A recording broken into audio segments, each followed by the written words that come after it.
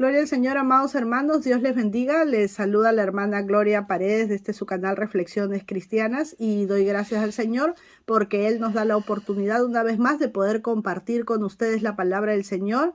Y pues esto es de gran bendición para nuestras vidas, amén, tanto para ustedes que están escuchando la palabra como para nosotros que nos preparamos también y oramos para poder traer la palabra del Señor hacia ustedes. Bien, el día de hoy también, gracias a Dios, estoy acompañada del pastor Manuel Paredes, quien les saluda a continuación. Amados hermanos, la gracia de nuestro Señor Jesucristo, el amor del Padre, la comunión del Espíritu Santo sea con cada uno de ustedes. Grandes y ricas bendiciones, amados. Amén, gloria al Señor. Quiero aprovechar esta oportunidad, queridos hermanos, para agradecerles a todos y a cada uno de ustedes por seguir nuestros videos, por dejarnos sus comentarios, sus preguntas, sus inquietudes, que también nos ayudan a nosotros muchísimo para poder ir desarrollando los temas, ¿sí? El día de hoy tenemos una pregunta aquí a la cual vamos a dar respuesta.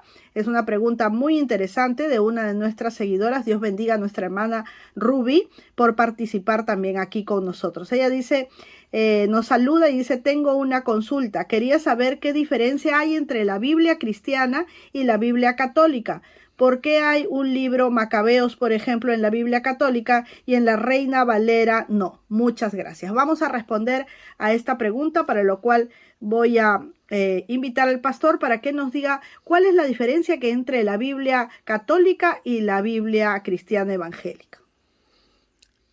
Bien, amados hermanos, la diferencia que hay entre la Biblia católica y la Biblia evangélica es que la Biblia católica tiene unos libros que se llaman deuterocanónicos. Amén. Entonces, para poder saber, pastor, qué significa la palabra deuterocanónicos, tenemos que saber primero qué es el canon. ¿Podría respondernos usted qué es el canon bíblico? El canon es una lista o una relación de los libros que se han considerado tradicionalmente como libros inspirados por Dios. El pueblo judío tiene su canon desde hace muchísimos años, referentes al Antiguo Testamento, ¿no? Al Antiguo Testamento, ellos tienen su canon, y ese canon, o sea, ese conjunto de libros, es el que la Iglesia evangélica considera que sean los mismos, digamos, para el Antiguo Testamento. Amén. En el caso de la Iglesia Católica considera otros libros que corresponden a la cultura judía, pero que la Iglesia evangélica y el mismo pueblo judío considera que son libros históricos, pero no inspirados por Dios. Simplemente son libros históricos, no que nos pueden, digamos, aportar muchos conocimientos para interpretar mejor la Biblia, pero no son libros inspirados por Dios, no son inspirados, digamos, por el Espíritu Santo. Claro, y que puedan servir, digamos, para afirmar nuestra fe, ¿no? Sino que son simples libros históricos, como digo, llenos de la cultura para conocer cómo pensaban el pueblo antiguo. O las tradiciones que claro, tenían, las tradiciones para conocer y poder interpretar todas las cosas que puedan ser extemporáneas, ¿no? Amén, gloria al Señor. Bueno, ya prácticamente usted nos respondió también la segunda pregunta, ¿no? De los libros deuterocanónicos. La cuestión de los libros deuterocanónicos, pastor, es compleja y ha sido objeto de debate durante muchísimos siglos entre diferentes ramas del cristianismo, ¿no?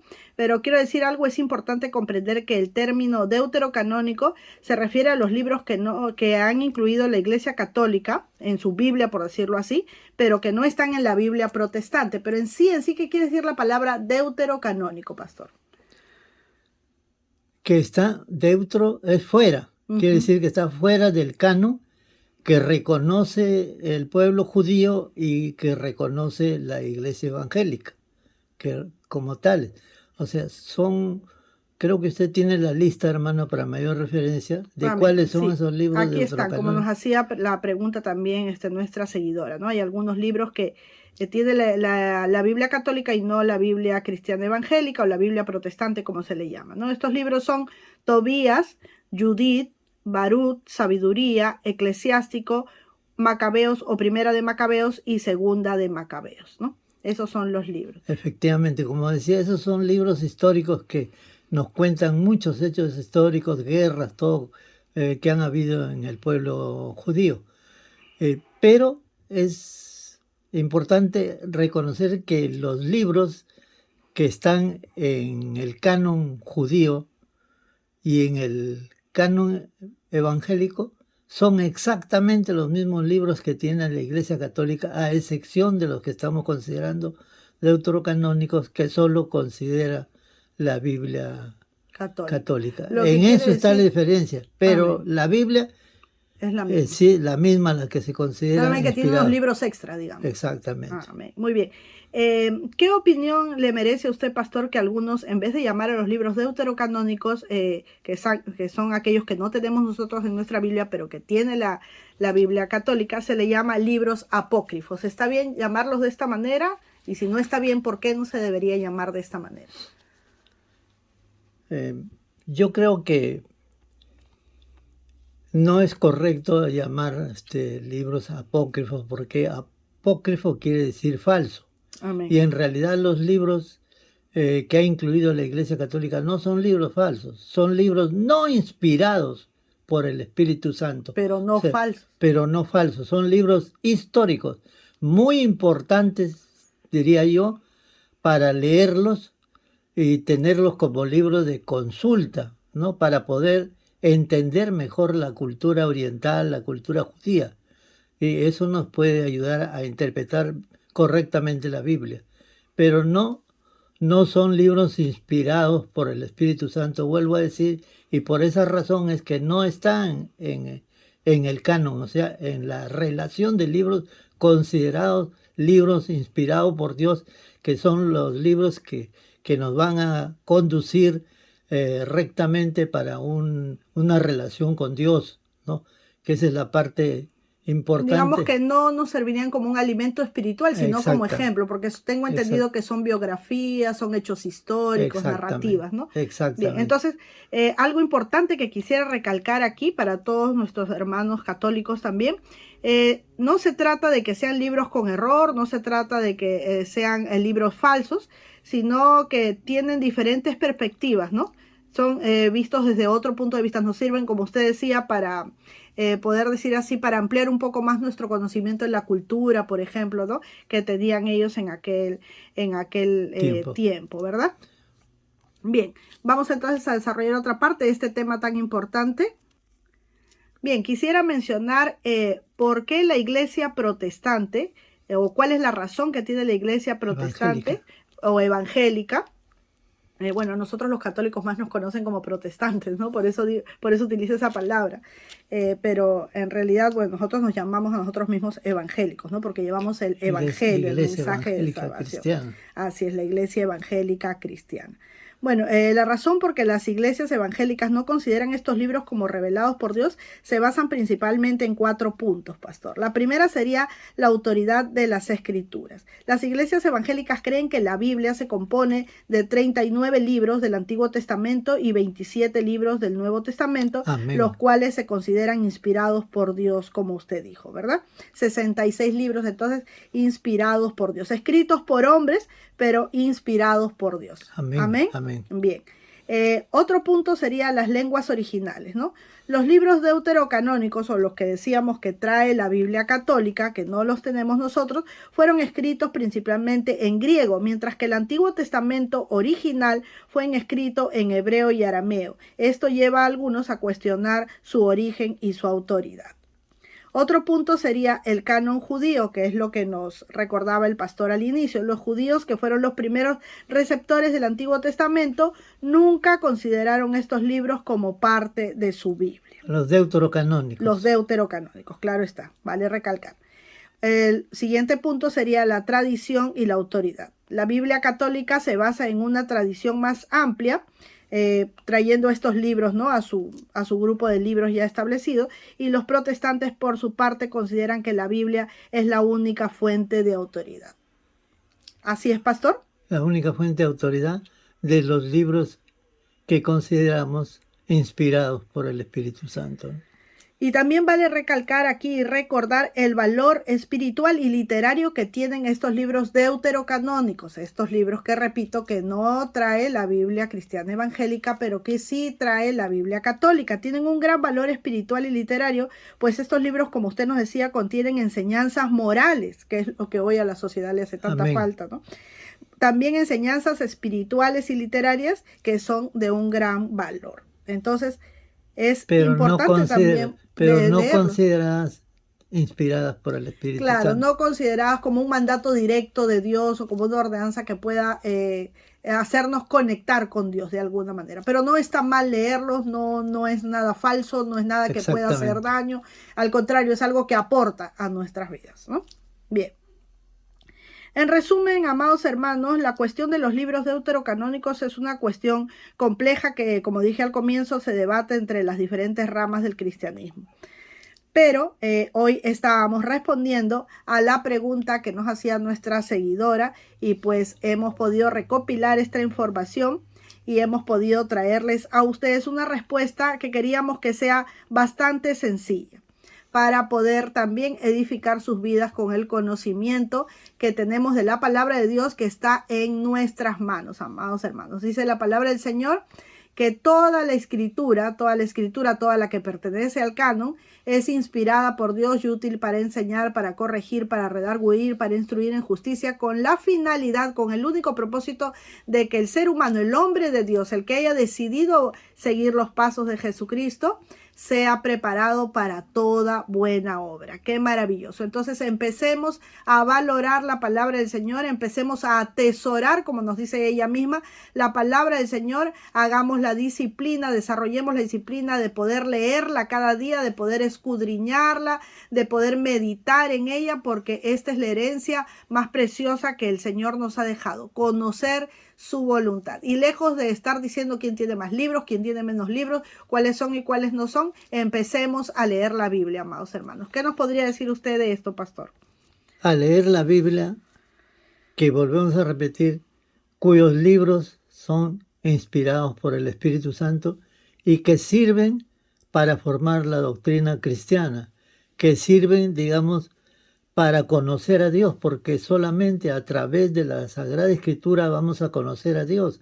Muchas personas dicen, cuando les preguntamos si conocen a Dios, si tienen alguna relación con Dios, dicen, sí, yo creo en Dios, pero no es la cuestión creer, la cuestión es conocer a Dios. ¿Y cómo se puede conocer a Dios? La única forma es a través del estudio de las Sagradas Escrituras, tanto del Antiguo como del Nuevo Testamento, ¿no? Tener un concepto claro de Dios, porque casi todas las personas tienen diferentes conceptos de Dios debido a que no conocen, no estudian las Sagradas Escrituras y entonces no llegan a tener nunca una relación correcta con Dios. Y lo más importante aquí es que el cristiano realmente llegue a tener una intimidad con Dios, una relación, digamos, diaria con el Señor.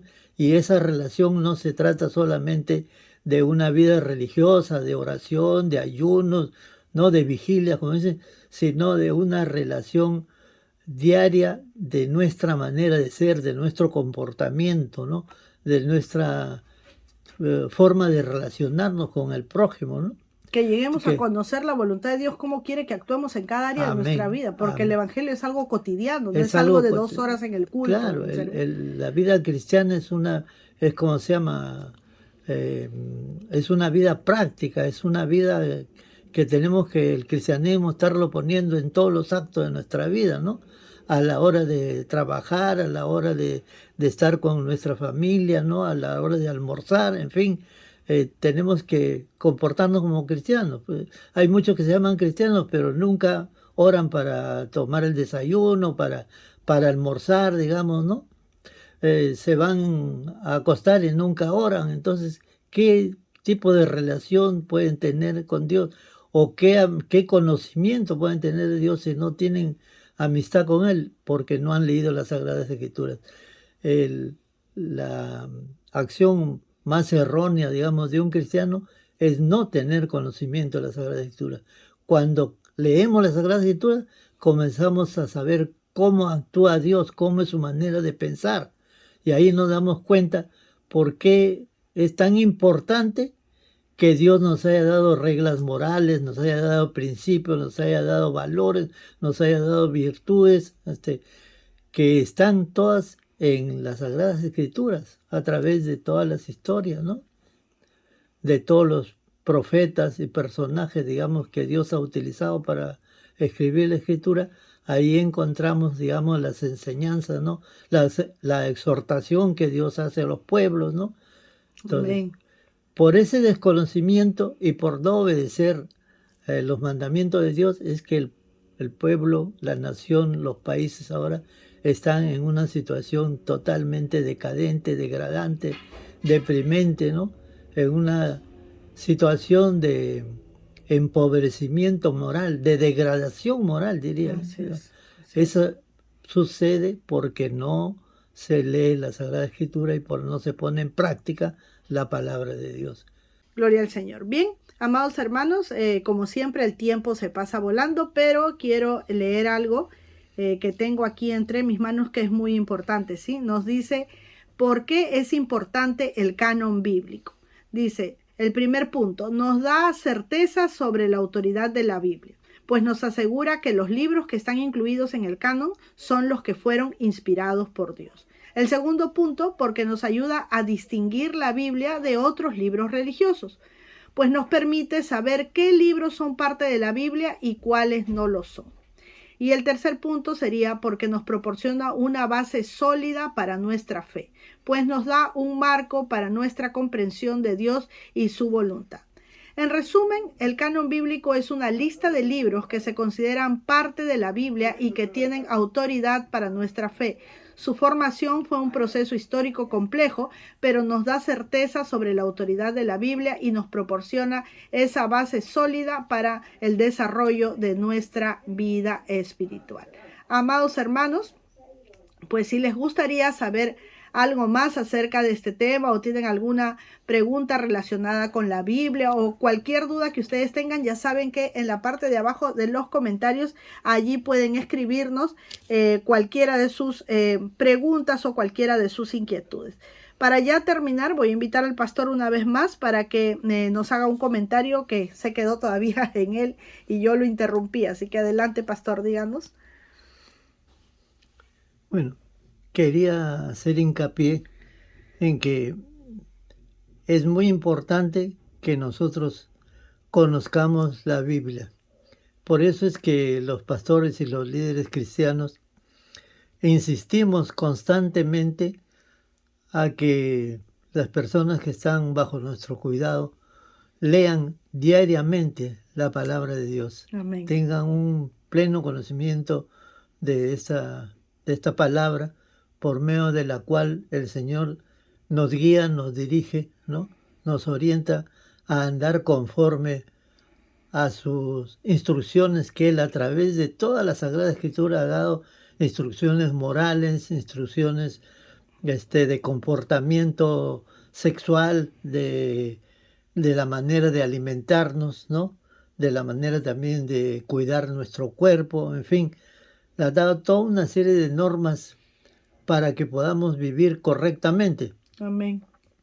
Porque tenemos que entender, y ya lo hemos repetido varias veces, que el ser humano es un ser imperfecto, es un ser que ha nacido chueco, torcido, como decía el día de ayer, y si no se somete a las instrucciones que Dios ha dado, su vida se va a volver un caos.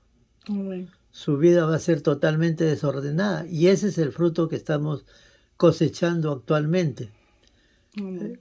Que estamos llevando, digamos, al desastre también de la naturaleza que nos rodea, porque una de las consecuencias del pecado del hombre es justamente ir dañando todo lo que está en nuestro entorno, tanto a las personas con las que nos relacionamos como con las cosas que Dios ha creado alrededor nuestro, ¿no? La naturaleza está sufriendo el impacto del pecado del hombre, de la corrupción del hombre. Amén. Pastor, perdón que le interrumpa, quería decirle algo. Usted dijo que nosotros nacemos chuecos, nacemos torcidos, imperfectos.